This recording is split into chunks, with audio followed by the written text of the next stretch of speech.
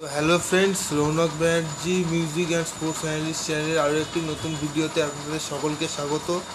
তো আগের ভিডিওতে আমরা যেটা আলোচনা করেছিলাম যে আপনাদের আপডেট দিয়েছিলাম যে ইস্টবেঙ্গল কোচ কার্লস কোয়াদ্রাতকে তিনি রিজাইন নিয়েছেন ইস্টবেঙ্গলের হেড কোচের পদ থেকে।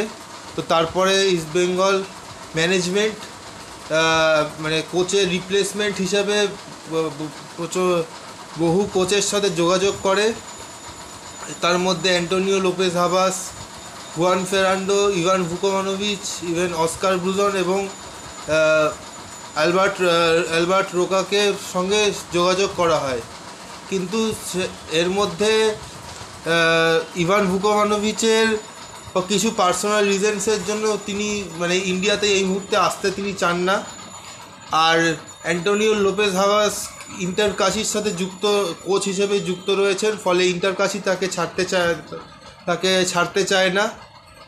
অতএব আর অ্যালবার্ট রোকার তিনি ইস্টবেঙ্গলের টিডি হিসেবে থাকতে চান, তিনি এখনই ইস্টবেঙ্গলের কোচিংয়ের দায়িত্বটা আর কি নিতে চান না, এবং তার একটা হাই স্যালারির ডিমান্ড রয়েছে। ফলে তিনিও ইস্টবেঙ্গলের এই কোচ হওয়ার রেস থেকে বাদ পড়ে যান। এবং সর্বশেষ হিসাবে আপাতত যে আপডেটটা আমাদের সামনে উঠে আসছে যে অস্কার ব্রুজন তিনি ইস্টবেঙ্গল ম্যানেজমেন্টকে কিছু শর্ত দিয়েছেন। তার মধ্যে একটা হচ্ছে যে তিনি নিজের ক্লেটন সিলভার পরিবর্তে তিনি রবসন রবিনোকে তিনি ইস্টবেঙ্গল দলে আনতে চান। প্লাস তিনি এটাও চান যে আরও ইস্টবেঙ্গলের যে ফরেনার্সরা এখন এই মুহূর্তে রয়েছে স্কোয়াডে, তাদের মধ্যে থেকে আরও একজনকে তিনি চেঞ্জ করতে চান। এবার এই সেকেন্ড ফরেনারটা মোস্ট প্রবাবলি তিনি সাউল ক্রেসপোকে চেয়েছেন। তো এটাই দেখার যে ইস্ট বেঙ্গল ম্যানেজমেন্ট এই শর্তে রাজি হয় কি না।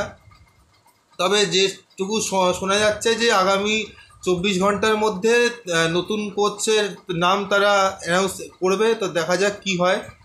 তো এই ভিডিওটা এই পর্যন্তই ছিল।